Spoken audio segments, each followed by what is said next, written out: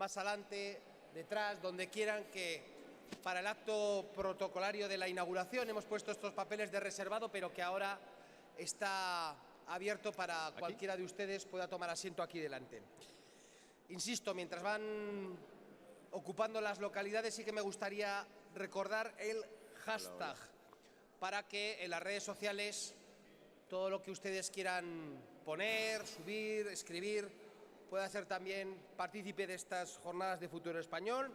Almohadilla FEE, Futuro en Español, FEE 2015, da igual, en mayúscula, en minúscula, ¿de acuerdo? Mira, mis compañeros de realización nos lo han colocado en la pantalla, almohadilla FEE 2015.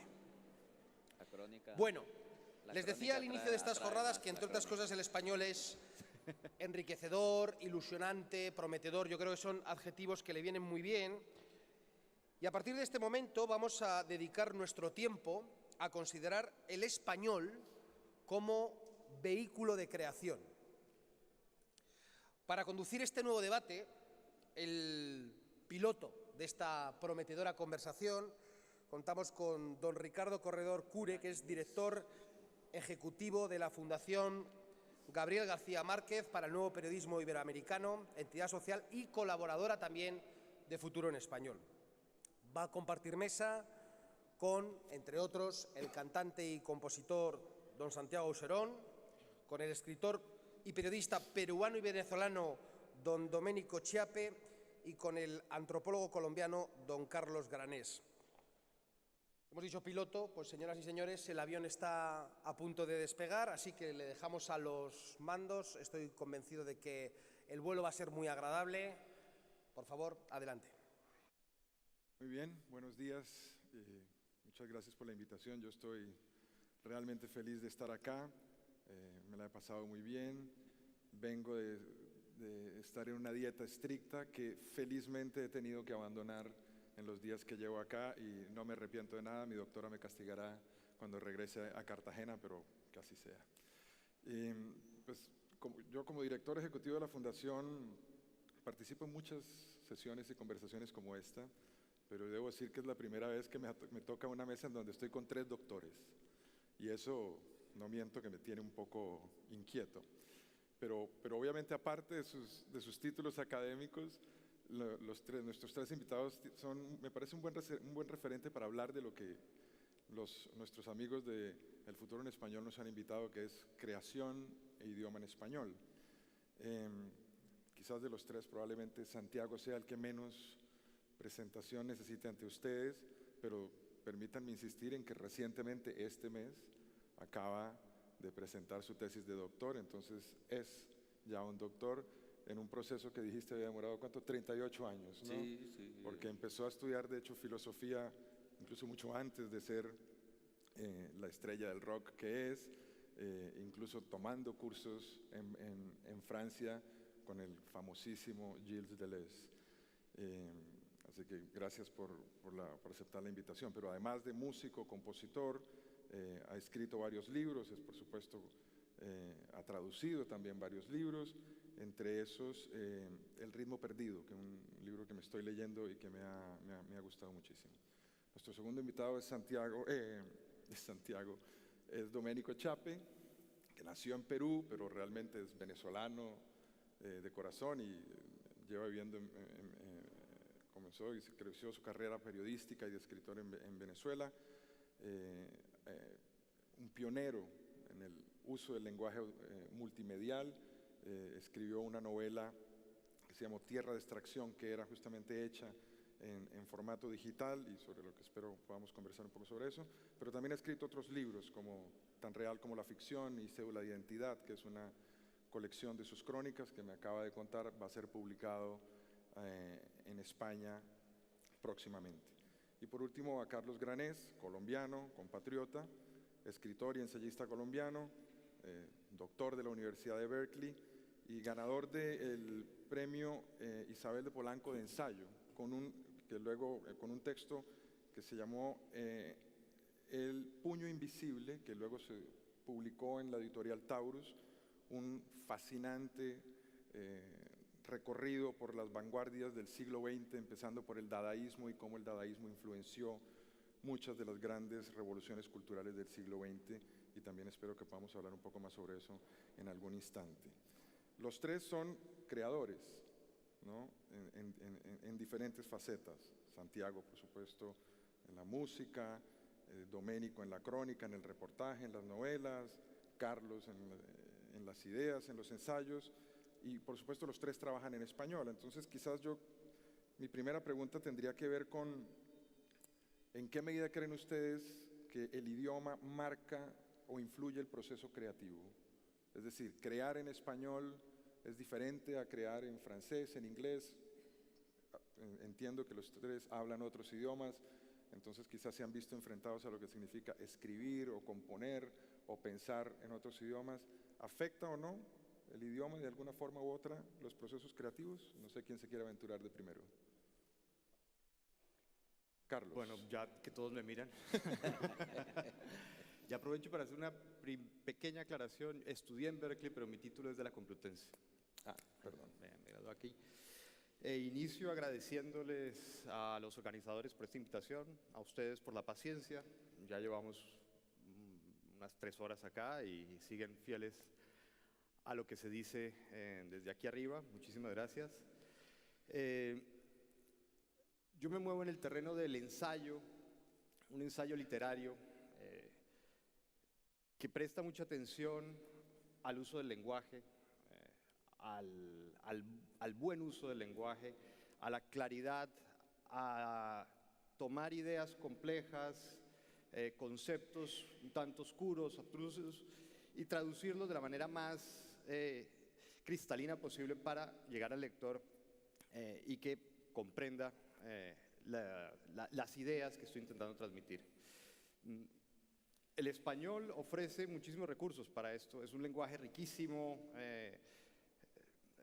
se adjetiva maravillosamente con el español, pero sospecho que mi trabajo, si lo hiciera en inglés o si tuviera un uso del inglés igualmente solvente, sería similar. Yo no creo que hubiera, en mi caso, mucha diferencia en lo que digo, quizás sí en cómo lo digo, pero en lo que digo seguramente no. Creo que en el plano de las ideas el idioma importa menos a la hora de escribir. Sí importa a la hora de ver la repercusión que tiene en el escenario internacional. Si el mismo ensayo se escribe en español o en francés, es muy probable que tenga más repercusión el escrito en francés. Si el mismo ensayo se escribe en español y en inglés, es posible que tenga más repercusión en inglés. El español se ha convertido en un vehículo fabuloso para la ficción, para la poesía, para la música. Es decir, bailamos, nos enamoramos y fantaseamos en español. Todo el mundo lo hace, pero todavía como vehículo de ideas y de pensamiento nos falta un poquito. Creo que a pesar de la enorme comunidad de hispanohablantes que hay en el mundo, el pensamiento en español no se le da el valor que debería tener. Es un tópico, pero vale la pena sacarlo aquí. Se ha dicho muchas veces que si Ortega y Gasset hubiera escrito en francés, hubiera sido más famoso que Sartre. Y es posible que sí. Aún falta un poquitín de impulso para que, como vehículo de pensamiento, se le preste más atención al español. Le pregunto a Santiago, solamente por ir a contrapelo de lo que tú dices, pensando mucho en la filosofía, porque siempre escuché que el alemán en la filosofía era un idioma como perfectamente, que existían palabras en el alemán para la filosofía que luego era dificilísimo, que no tenían traducción. No sé si eso, por un lado en lo filosófico aplica o no, y por el otro lado en el proceso creativo como música, la misma pregunta de en qué medida el español impacta o no impacta. Bueno, yo diría que en ese terreno de la identificación de las lenguas con el origen étnico, hay que tener una cautela especial. Particularmente hablando de pueblos europeos con avatares históricos complejos, ¿no? Es cierto que, por responder directamente a tu cuestión, que está muy centrada, yo diría que cada lengua se especializa en manejar las condiciones que ella misma crea. Es decir, la lengua alemana alcanza a precisar mejor que otras lenguas los conceptos que ella ha creado con su particular sintaxis y con sus esquemas de pensamiento, con su cosmovisión, por decirlo así. Es cierto que históricamente y de facto hablamos de idealismo alemán, hablamos de empirismo anglosajón, hablamos digo como corrientes de pensamiento generales, ¿verdad?, en la historia. Hablamos de racionalismo cartesiano francés, vamos al terreno de lo español, porque es una interrogante si hay o no hay pensamiento español suficiente como para configurar una imagen, proyectar una imagen en el mundo. Yo diría que hablamos, y de hecho se ha hablado, de la dualidad entre la exaltación mística y el realismo vulgar que don Miguel de Cervantes dejó precisada de manera magistral en el Quijote. Recuerdo un libro de entrevistas de un periodista capacitado para el pensamiento, un hombre que acompañó a don Antonio Machado en el paso de los Pirineos bajo las bombas de los aviones alemanes e italianos, cuando Machado iba con su mamá atravesando los Pirineos en dirección a Collioure.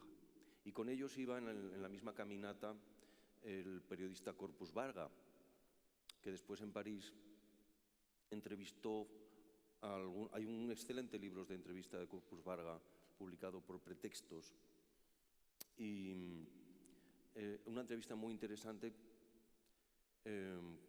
la sostuvo con el pensador francés Henri Bergson. Bergson, el pensador vitalista, el pensador que se metió, digamos, muy a fondo en los procesos de la biología, en los procesos el pensador de la vida y conocedor de toda la tradición más clásica, también del idealismo alemán y sobre todo de la herencia del pensamiento griego antiguo.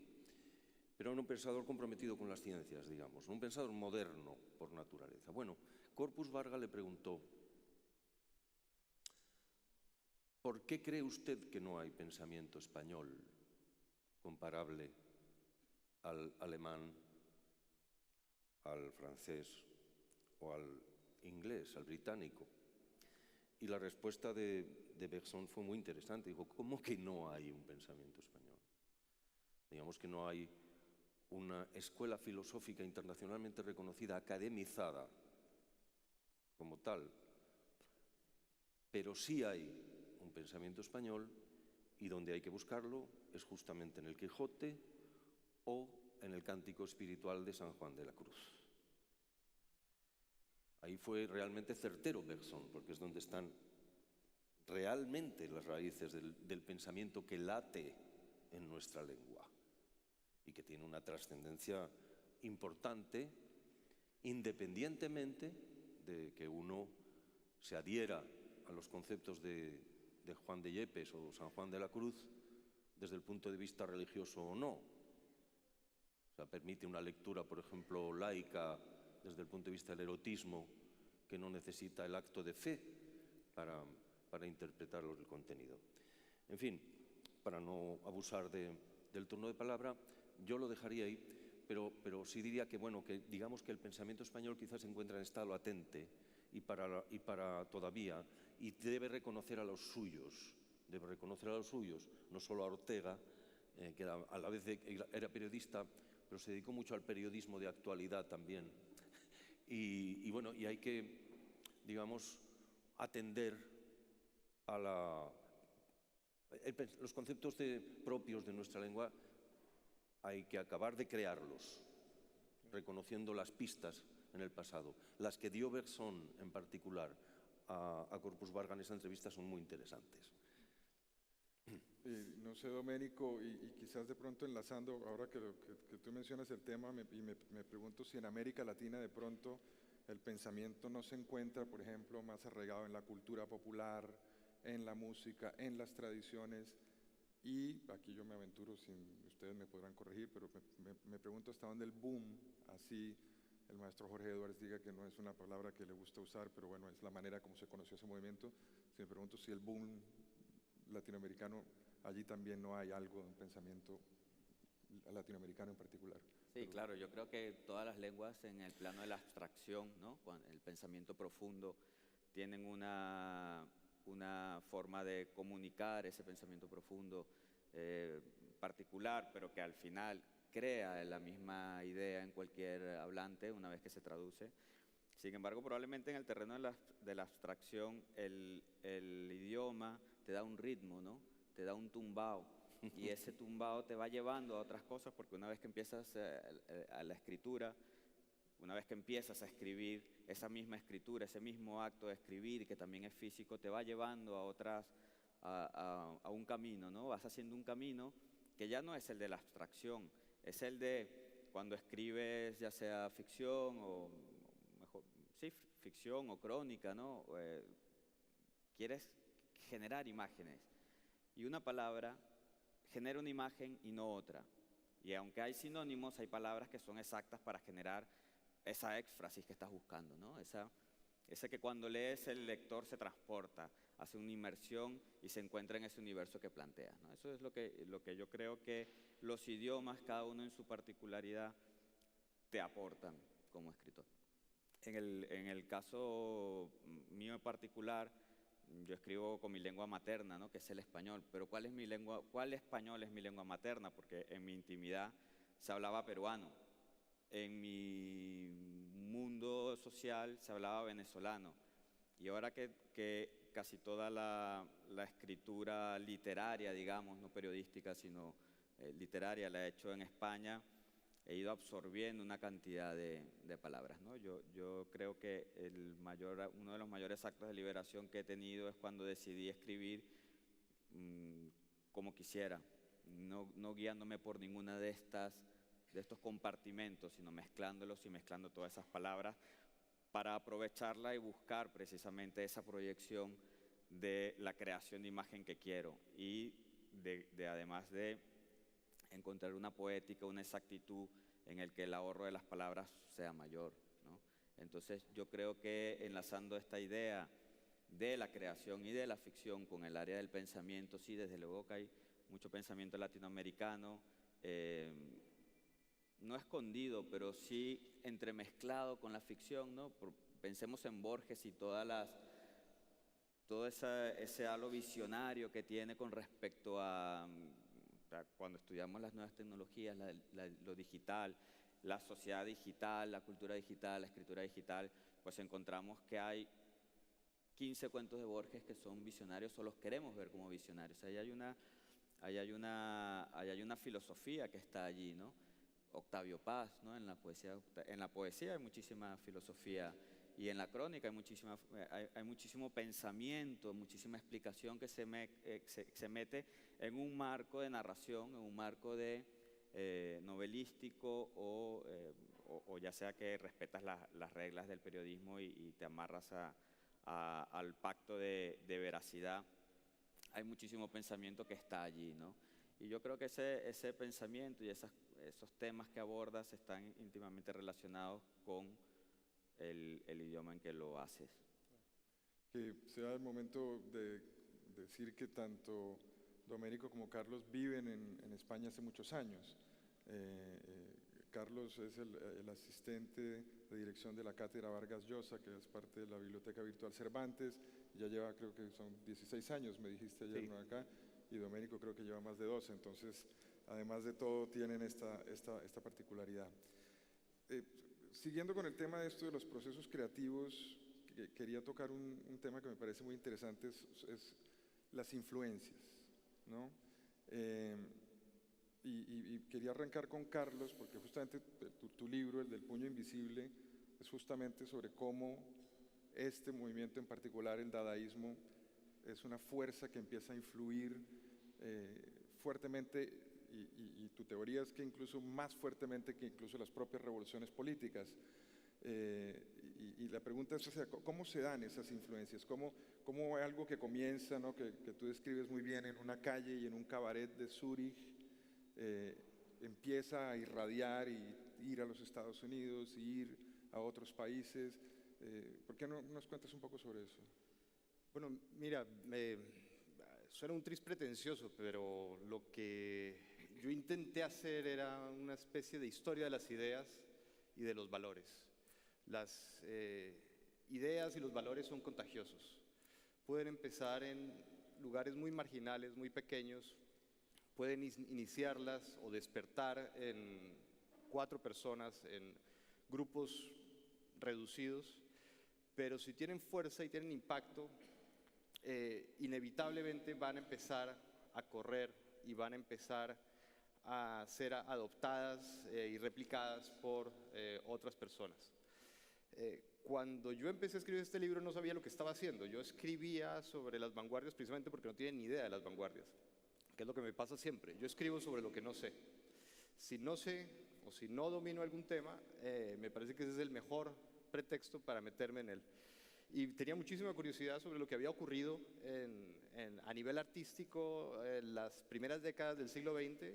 Muy ingenuamente empecé a ver lo que había pasado en el Cabaret Voltaire y me encuentro con una anécdota fabulosa, y es que en Zúrich, en 1916, en la misma calle vivían Tristán Tzara, el líder de los dadaístas, y Lenin, y los dos estaban planeando unas revoluciones tremendas, ¿no?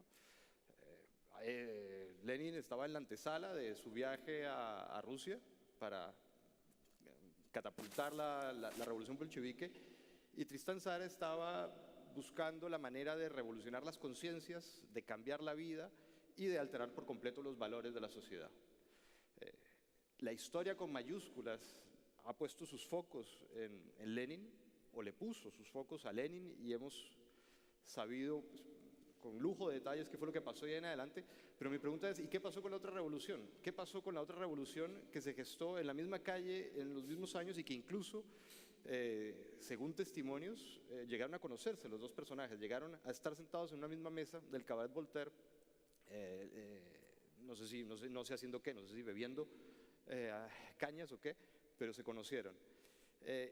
Y eso fue lo que hice, ese fue como el chispazo inicial, la pregunta que me dice, bueno, ¿qué pasó con esta gente? ¿Qué pasó con esa revolución? ¿Murió? Porque muchos críticos, historiadores del arte, consideran que eso fue un fuego fatuo, ¿no? Que alumbró durante un tiempo, que contagió más o menos hasta los años 30 el surrealismo, y que luego murió.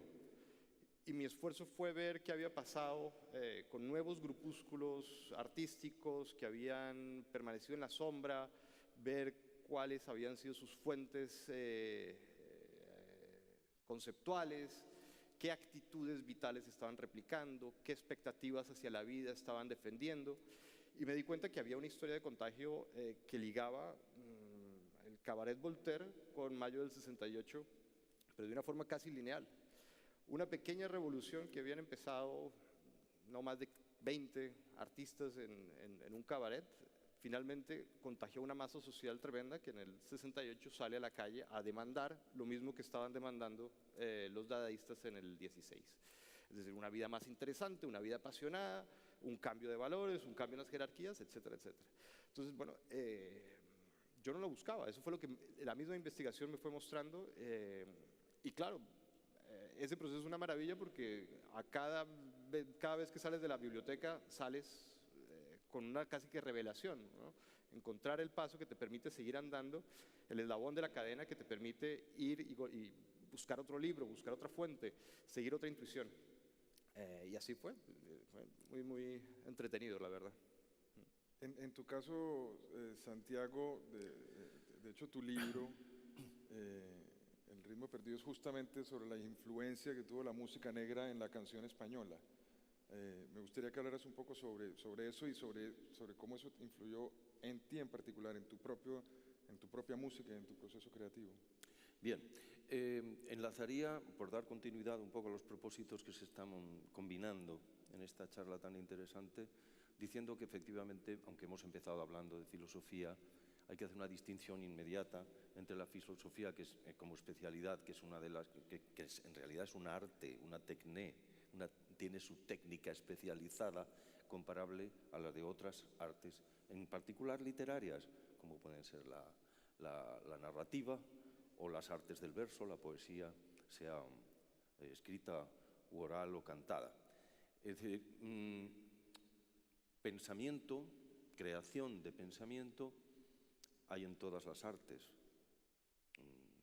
literarias o plásticas o musicales, o también en el periodismo, y también, decían algunos filósofos, en la creación de las instituciones sociales.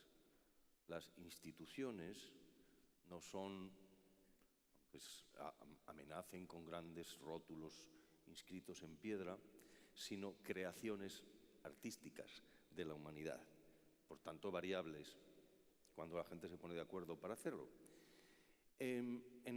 Por ir ya directamente a lo que propones, como por ejemplo en mi caso, yo iba para letras desde niño, ¿no? Pero los azares de la vida me metieron en un local de ensayo y mi vida giró de pronto y acabé metiéndome en la música a fondo y se ha transformado en mi oficio.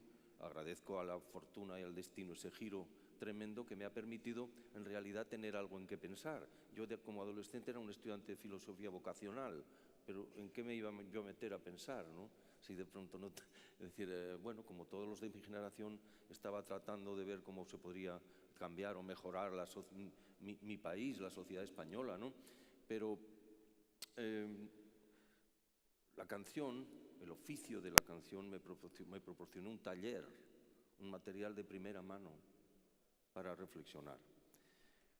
Al cabo de 3 décadas de oficio, me fui dando cuenta que aquel influjo que mi generación sufrió poderosamente a través de los medios de comunicación, de un ritmo sincopado que incitaba al disfrute hedonista, incitaba al disfrute compartido, pero también incitaba al diálogo y a la comprensión de las ideas que venían de otro continente. Las canciones que entonces estaban hechas en una lengua que no entendíamos, en inglés, y es un tema interesante para plantear aquí, un vehículo musical que venía en otra lengua nos hablaba directamente al corazón. Esto es un fenómeno que compartimos con nuestros hermanos latinoamericanos, que les ha pasado lo mismo. He dedicado una parte del trabajo de investigación que he podido hacer en estos 3 años, estos 30 y tantos años, combinado con el oficio propiamente musical, a intentar averiguar el porqué de esa fascinación rítmica que me llevó a intentar traspasar al verso de mi lengua natal los pulsos que provenían de la rítmica internacional. Pues bien, con el tiempo, y es lo que he intentado reflejar en ese libro, El ritmo perdido, me fui dando cuenta de que los fenómenos de hechizo rítmico que parecían provenir del ámbito afro-norteamericano, y por tanto cuyo origen debía estar en el África occidental antes de la expatriación masiva de los esclavos, iniciada con la era moderna, que tuvo su auge, empezó su auge con el descubrimiento, naturalmente. Ese fenómeno en realidad se inició en Iberia, en la península ibérica. Digo Iberia porque se inició a la vez en Portugal y en España, siglos antes. Es decir, el hechizo polirrítmico, por decirlo así, el hechizo bailable de los patrones sincopados, había estado en Iberia siglos antes por varias vías. Por una vía adormecida, había llegado a través de la música litúrgica que dialogaba con las músicas populares de Europa, influjos orientales muy antiguos que provenían desde Bizancio y a su vez de Grecia antigua. Pero la vía litúrgica latina, por decirlo así, no fue la única que configuró el cancionero popular español. Hubo 8 siglos de presencia musulmana que trajo desde los califatos de Damasco y de Bagdad una música convertida ya en canto clásico, el canto clásico musulmán, de un pueblo cuyo canto al principio no era realmente muy rico. Como dicen sus propios autores, el canto de los beduinos en el desierto servía para matar el tiempo y acompasado al paso del camello en la caravana. Ni rítmicamente no era muy rico, y desde el punto de vista literario pues narraba las historias de los guerreros del desierto y poco más, ¿no? Sin embargo, la fascinación por la fábula y por las canciones, con las conquistas árabes después en la era ya del profeta, las grandes conquistas conllevaron que la herencia cultural del Mediterráneo fue traducida a través de los pueblos árabes y traída al Andalus, traída a la península, y repartida desde la península. No solo no se quedó en las cortes del sur, en las cortes de Córdoba, Sevilla, de Granada, sino que los reinos del norte quisieron participar de ese enriquecimiento musical. De hecho, las cortes más arriba del Ebro participaron también del canto clásico musulmán, y no solo el canto clásico musulmán, sino de las interacciones que a lo largo de toda la Edad Media se fueron dando entre la canción que provenía de la tradición latina del norte, heredada y que se mantuvo en la frontera de Al-Ándalus, en la frontera norte para arriba, y todo ese influjo. Bueno, pues el influjo musulmán traía ya rítmica africana, porque se había formado con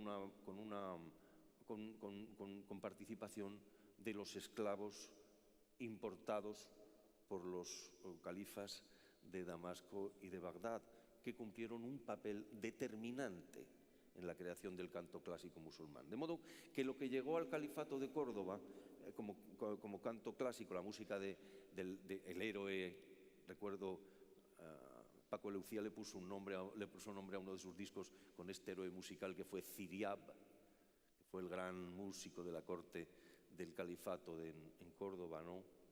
Bueno, pues esa música, digamos, traía influjo negro. Más adelante, Castilla y Portugal empezaron a traficar con esclavos negros directamente. Portugal obtuvo el monopolio poco antes del descubrimiento. Y en el siglo de oro, en España, hubo una presencia de la negritud muy notable.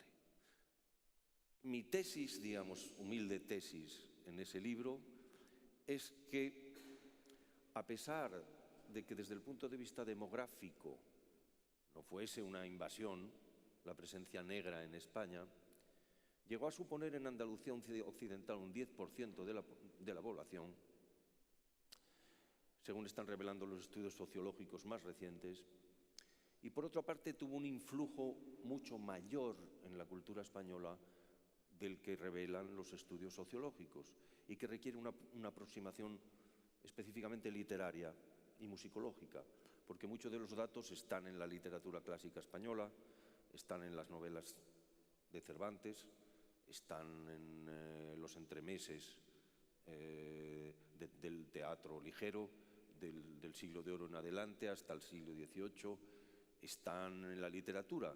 Y en la literatura, en las grandes letras españolas, hay una presencia del negro muy notoria y una función muy definida, una definición casi del influjo que esos negros, que eran domésticos en las casas de los nobles castellanos y andaluces, sobre todo, pero no solo, del papel que tuvieron como hechizo que atrajo a los propios poetas castellanos que estaban cautivados por una rítmica distinta de su idioma y por la contaminación también de la manera de hablar del negro ibero, que deformaba el castellano de una manera muy particular, que sonaba naturalmente a ambientes de Lampa, ambientes en que se juntaban, digamos, diversas etnias en los márgenes de la sociedad,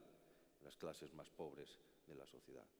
Ese caldo de cultivo se ha acabado convirtiendo para mí en un método de exploración de las posibilidades del verso español, porque las letras del Siglo de Oro, el verso del Siglo de Oro, los versos de Quevedo, de Lope y de Góngora son conscientes de influjo y juegan con él. A veces incluso imitan el habla de los negros de Iberia para jugar y descubrir qué valores rítmicos intervienen ahí. Hay muchos villancicos de Góngora, por ejemplo, preciosos, imitando el habla de los negros. Bueno, pues todo esto, digamos,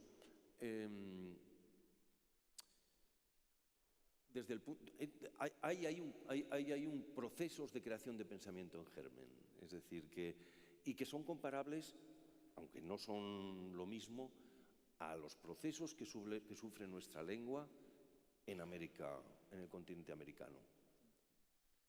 Y además, ambos procesos, digamos, se podrían, es decir, la relación del castellano con las lenguas autóctonas de América y la relación del castellano con las lenguas africanas, que se han juntado también en América, produce, digamos, un horizonte de enriquecimiento posible, rítmico, musical, pero también teórico, también de pensamiento de la lengua, porque estoy de acuerdo con lo que decía Domenico, hay un pensamiento latente en la narrativa y en la poesía latinoamericana que hay que acabar de hacer aflorar.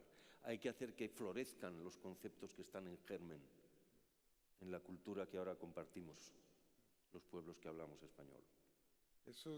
Yo creo que esos puntos de encuentro, esas amalgamas, esos crisoles, es en donde yo veo que hay esas intersecciones, es donde está lo más interesante. Y quería preguntarle a Domenico, porque has experimentado mucho con el tema digital, con el tema multimedial, y pues allí es otra gran confluencia, ¿no? Es justamente un medio en donde confluyen todos los medios y ya se le abre uno en todas las posibilidades. Y quería preguntarte un poco sobre cómo significa narrar, cómo significa crear en ese ambiente, cuando ya si tú antes tenías un libro y estabas, digamos, restringido a la palabra escrita o en la música, a los sonidos, de pronto tú llegas aquí y aquí confluye todo. ¿Qué significa poder hacer buen uso de eso? ¿Cómo ha sido tu propia experiencia en escribir una novela en formato multimedial soportada en lo digital? Es un arte líquido, ¿no? Ahí ya no hay fronteras, hay una ilusión entre todos los lenguajes y el reto está en que no en las formas que pueda tener cada uno de los lenguajes de manera aislada, porque se ha experimentado muchísimo ya en todos los terrenos de la creación durante muchísimos años y prácticamente todo está hecho. Ahora el reto es cómo lo trasladas a un solo espacio del que la pantalla es un traductor, una interfaz, pero que está atrás y tiene unas propias reglas de tiempo y de espacio, ¿no? De tiempo comprimido, es como un Aleph prácticamente, y de un espacio que es ilimitado y que se va creando conforme al contenido, pero que nada de eso existe o tiene su compás según el comportamiento individual del que empieza a explorar ahí. Entonces, el reto está en hacer que todas esas artes, en el área de la narrativa, que es el área que yo trabajo, cuenten a partir de una misma intención, cuenten cada una con sus lenguajes, pero haciendo que el lector también haga ese trabajo de unión, de transversalidad y de estos procesos en el que se convierte en un autor, ¿no? Porque una característica que ha afectado no solo las artes, sino prácticamente todas las áreas de nuestra cultura es que con lo digital se le ha transmitido mayor autoridad a aquel usuario, a aquel lector, a aquel votante o en todas las áreas, ¿no? O sea, es una pérdida de control, dirías tú, o sea, meterse en esto es asumir, yo ya no soy el autor que pone una pieza, sino allí entra otra gente Sí. a contribuir. Y En eso, algunos casos muy calculada y en otros casos se ha perdido el control. O sea, tú como autor puedes hacer obras que están cerradas y que haces que dentro de esa gran margen de maniobra que tiene un lector o que tiene el público, todavía permanezca allí, ¿no? No sale. Pero muchas veces pierdes el control. Y el usuario, que además hay un fenómeno muy interesante porque el usuario, ya es más fácil que el usuario se apropie de todo eso, lo transforma, no queda nada de lo original y lo vuelque allí, ¿no? Y entonces es una obra propia que viene de otra, que de repente reconoce o no reconoce, y todo eso es un proceso en el que hace que sí haya una pérdida de control, en algunos casos calculada, como en el caso de muchas de las narrativas y literaturas que encuentras en la red. Pero, por ejemplo, vámonos al caso del periodismo.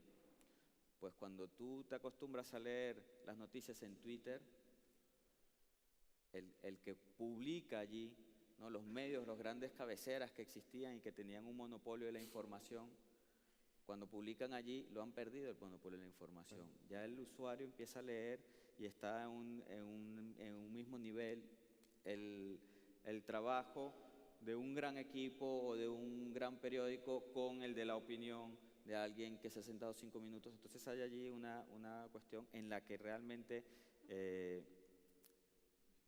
una ya no, subversión, ¿no? sí, y ya además no hay, es un proceso que es muy difícil de revertir, yo creo que es irreversible, ¿no? Y eso no es muy dadaísta, digamos, esto, ahora que me quedo pensando, digo, justamente los dadaístas no eran un poco, ya no hay el artista que tiene una obra, sino la vida misma es una obra, el vivir, el gozar, el antiarte. No sé, acabo de pensar que de pronto el Internet es una especie de subversión de todo y de alguna forma, no sé, ¿eso tiene sentido? Quizás, no lo sé. Es un espacio muy libre, muy anárquico, ¿no? Donde las jerarquías se difuminan con mucha facilidad. Muy azaroso porque depende de lo que te encuentres en el momento en que entras a las redes sociales, en donde sí, el poder tampoco tiene las de ganar, porque cualquiera puede entrar y participar. De alguna forma sí, es un espacio espontáneo, lúdico también, porque se usa para todo, ¿no? Algo debe haber. No me atrevería a afirmar debajo de esa afirmación, pero es un tema para pensarlo. Mira. De todos modos hay una cuestión que es que cuando en un principio se podía ver así también el espacio digital como un sitio dadaísta, ¿no?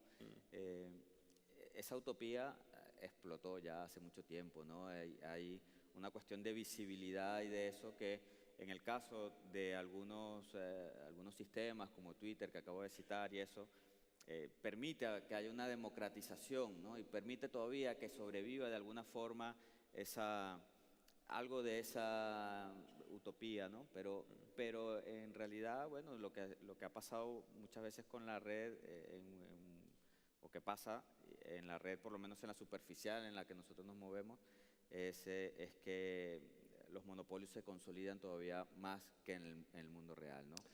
Claro. De todos modos hay espacios de resistencia y en este caso que estamos en la cuestión del futuro en español, ¿no? Hay espacios de resistencia en español. Por ejemplo, la literatura digital en español ha sido de las primeras que ha habido, no solamente en el caso de las cosas que he ido creando yo, sino de repente cuando todos creábamos que había un ancho de banda que no existía, que no podías transmitir ni siquiera fotos de 1 mega, la gente creaba en sus discos duros y cuando ese espacio empezó a abrirse, pues encontraste cosas en Colombia. En Colombia había un sistema de financiación que permitía que mucha gente dentro de la academia creara este tipo de cosas, y esas afloraron de un momento para otro.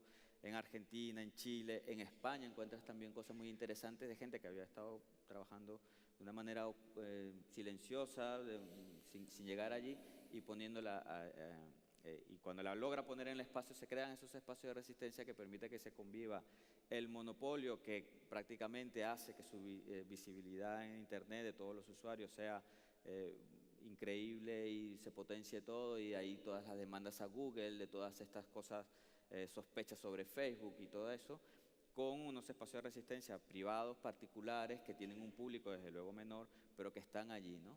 Y que yo creo que Yo creo que sí. con la revolución tecnológica a la que tenemos la suerte de poder estar asistiendo, ocurre lo que probablemente ha ocurrido a lo largo de la humanidad otras veces, pero en escala mucho mayor. Es decir, yo creo que la invención de la imprenta debió suponer un cambio de panorama, un cambio de paradigma, o como lo queramos llamar, comparable, una revolución en el horizonte cultural comparable. Probablemente la generalización del uso de la escritura, bueno, por hablar de nuestro origen cultural en Grecia antigua, también en otros pueblos, ¿no? Pero en Grecia antigua debió suponer también una revolución tecnológica muy importante. Es decir, no es la primera vez que los registros de memoria, digamos, cambian de una manera drástica en Occidente, ¿no? Sí. Es como si Occidente necesitase condensar en circuitos cada vez más pequeños la memoria de la que dispone. ¿Esto qué nos lleva? Pues nos lleva a una situación en la que lo tenemos que jugar todo como una partida de dados, ¿no? Es decir, y hemos de jugarla.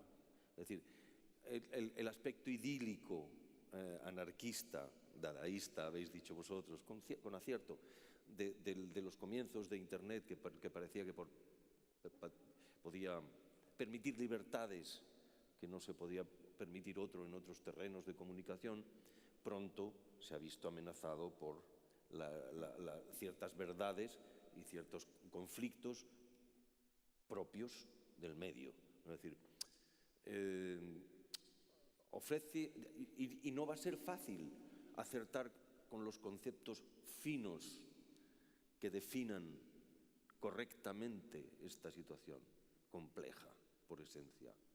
Porque, por un lado, tenemos que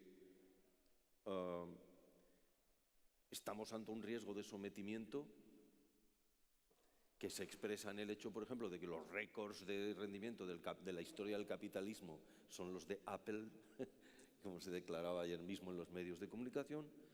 Eso es un hecho objetivo, pero por otro lado hay hechos objetivos que la conexión permite a la gente hacer cosas que antes no podía hacer. Y las dos cosas son verdad, y habrá que valorar esas verdades en consonancia unas con otras. ¿Cómo puede afectar a la lengua este hecho, ¿no? El uso del móvil? ¿Qué ha pasado con los aparatos, con los formatos? Yo creo que lo que ha pasado se podría describir de una manera como que han individualizado la tecnología como objeto de consumo. Hasta ahora los medios de comunicación eran entidades colectivas. Radios, prensa, grupos de comunicación, no sé qué tal. Ahora cada usuario dispone de una central emisora y receptora, y dentro de poco nos la van a insertar en el cerebro. Esto ofrece riesgos, todos. Es decir, hay entusiastas norteamericanos que están trabajando ya en la programación de la inteligencia artificial, que según ellos mismos dicen, se mueve en un crecimiento exponencial, en progresión geométrica. Cuanto más pequeños son los circuitos, más capacidad tienen de cálculo y más rápidamente se acercan a las posibilidades de cálculo del cerebro humano.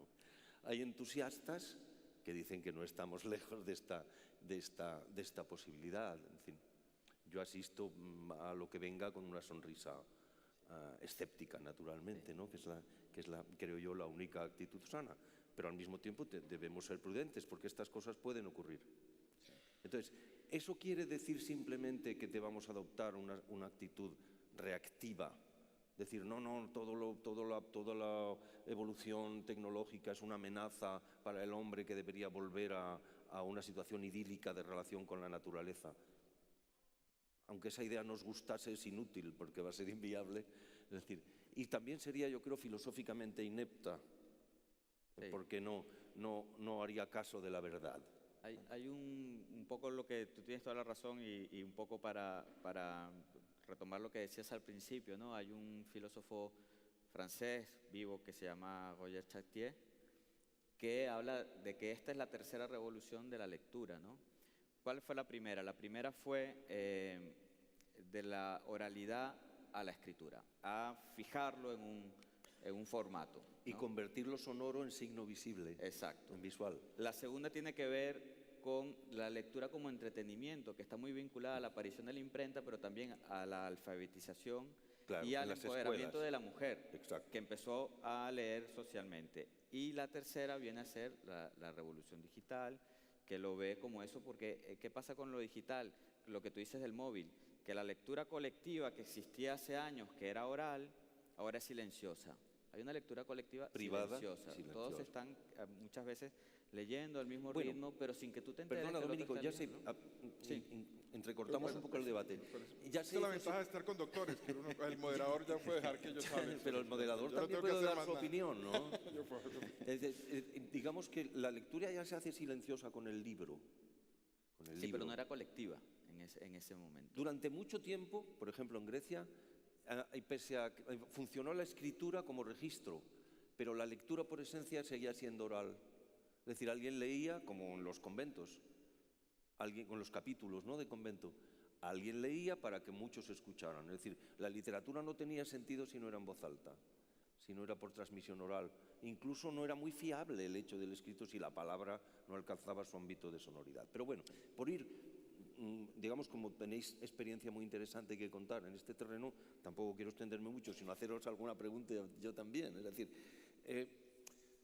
desde el punto de vista filosófico, incluso como en el oficio de escritor de canciones, uno ve que, en general, el lenguaje de Internet, o el lenguaje de los móviles, sí, el lenguaje de todos los soportes que manejamos, que nos individualiza como receptores, emisores, sobre todo consumidores, que es en lo que tienen más prisa para convertirnos. Luego ya veremos si somos capaces de emitir señales interesantes o qué tipo de señales recibimos y filtramos o seleccionamos. Pero el problema inicial es que consumamos y sigamos haciendo ganar a los de Apple 5,5 millones de euros cada hora de beneficio neto.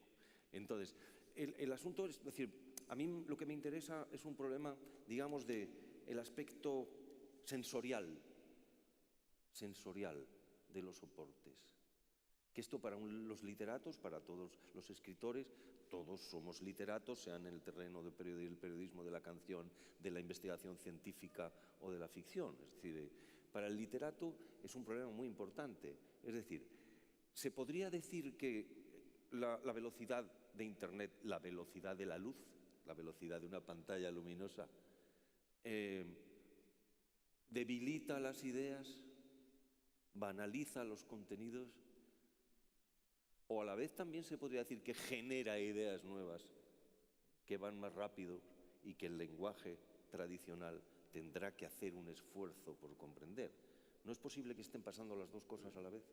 Yo sí creo que así como hay un proceso de individualización, también hay un proceso de colectivización. A la vez, claro. Yo creo que las redes sociales, es decir, yo creo que esto tiene las caras y contracaras. Porque Eso es. Ciertamente que uno empieza a consumir más individualmente, pero también al mismo tiempo uno empieza a compartir, a conectarse, ¿no? A articularse. Y no quiero ser ingenuo, pero digamos, la manera como se han venido desarrollando ciertos tipos de articulaciones, movimientos sociales, dinamizados por esas mismas herramientas. Yo creo, por supuesto que yo estoy de acuerdo que hay una amenaza de control, pero también yo tengo toda mi esperanza depositada en los hackers, en los nerds, ¿no? Que así como va a haber uno que quiere controlarlo todo, va a haber el otro que es capaz de subvertir, de construir, de tumbar, ¿no? Creo Entonces, se esa podría dinámica decir es que compleja. el bien, por hablar en términos morales, clásicos y tal, esquemáticos de película, de argumento, de película de argumento fácil, digamos, ¿no? El bien y el mal conviven y se dan, no la mano, pero sí la espalda, espalda contra espalda en las nuevas tecnologías. Es una zona gris. Digo, yo creo que para mí Internet no es de blancos y negros, sino matices Ajá. y matices de gris.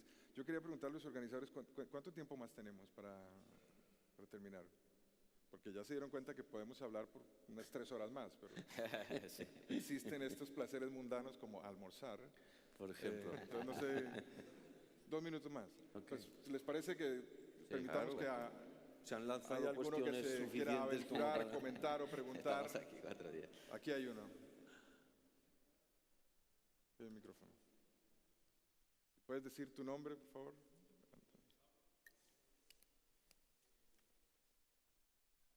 Hola, bueno, estoy un poco fascinado por oír a Santiago hablar en estos términos después de haberlo oído tantos años cantando, ¿no? Me parece sorprendente y fascinante. Y me Ya verás gustaría- cuando los oigas cantar a ellos.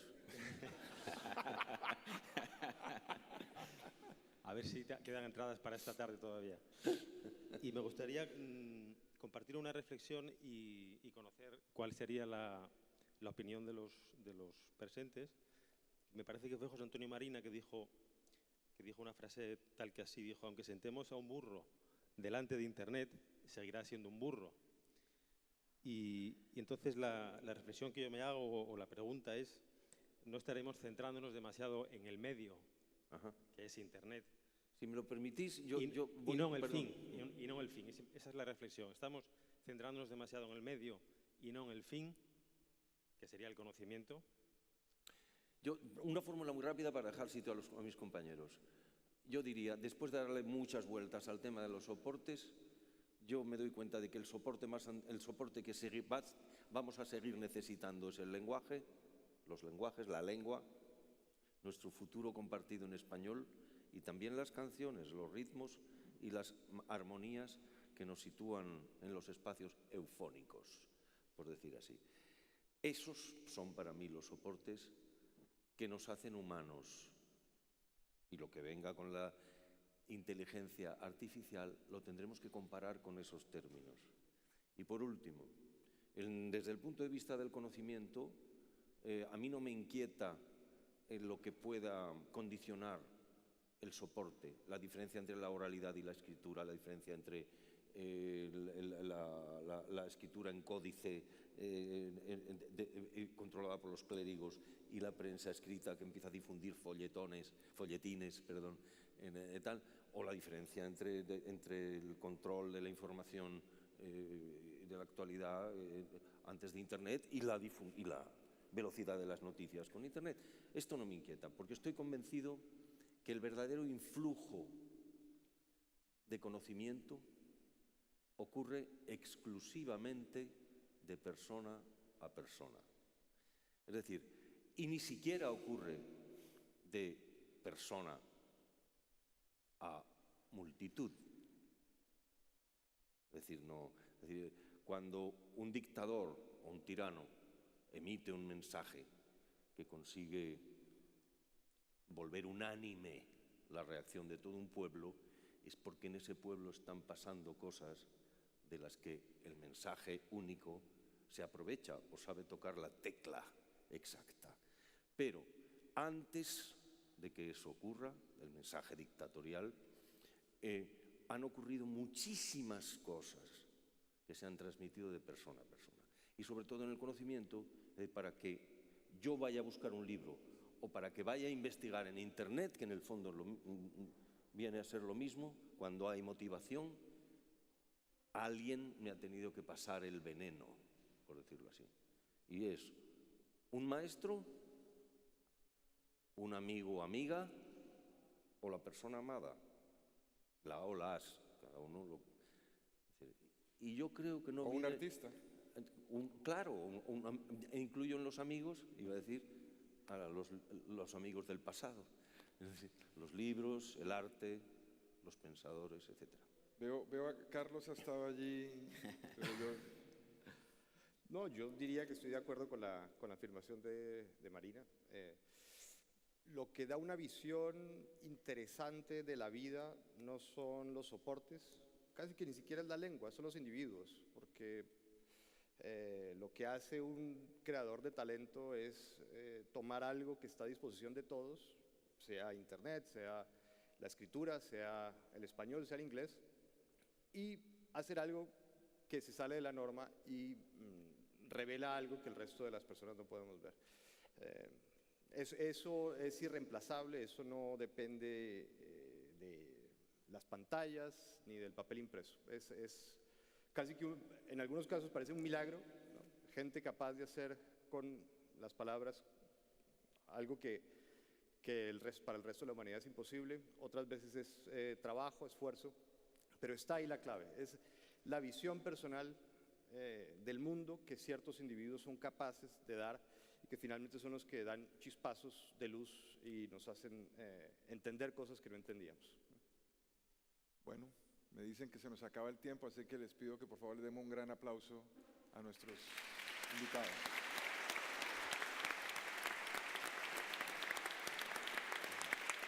Bueno, antes de que os levantéis y os vayáis, simplemente una cosa, gracias, por supuesto, a todos por este tiempo.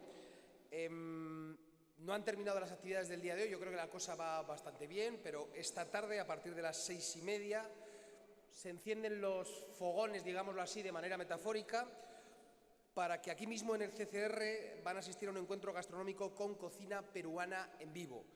Se lo recomiendo. Mario Céspedes, cocinero peruano, chef del Ronda 14, Benjamín Lana, director editorial de Vocento, Carlos Maribona, periodista y crítico gastronómico de ABC, Fernando Sáez Duarte, cocinero y heladero riojano responsable en Logroño de la heladería de la Sera. Si alguno que ha venido de fuera no conoce la heladería, está muy cerca de aquí, no se la salten aunque haga frío, es una recomendación personal. Y Ignacio Chapresto, chef del restaurante Ventamón Calvillo de Aroca de Rioja, compartirán, como les digo, mesa y mantel con todos los que ustedes o con todos los que ya se han apuntado para participar en ese delicioso taller. Y, termino, la guinda a esta primera jornada la va a poner esto que van a escuchar ahora, si sale bien.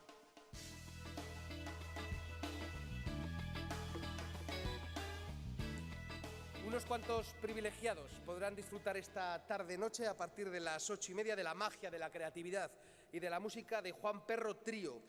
Santiago Auserón, que está aquí, Joan Vinyals y Gabriel Amargante en el auditorio del Ayuntamiento de Logroño. Por cierto, que todavía se pueden retirar las últimas localidades a las 7 en taquilla en el auditorium, no se lo pierdan. Y mañana muchas cosas más, de nuevo hay muchas cosas interesantes aquí, hablando sobre todo del sector agroalimentario y siempre entrelazado con el español. Muchísimas gracias por su asistencia, muchísimas gracias a todos ustedes, les esperamos. Gracias.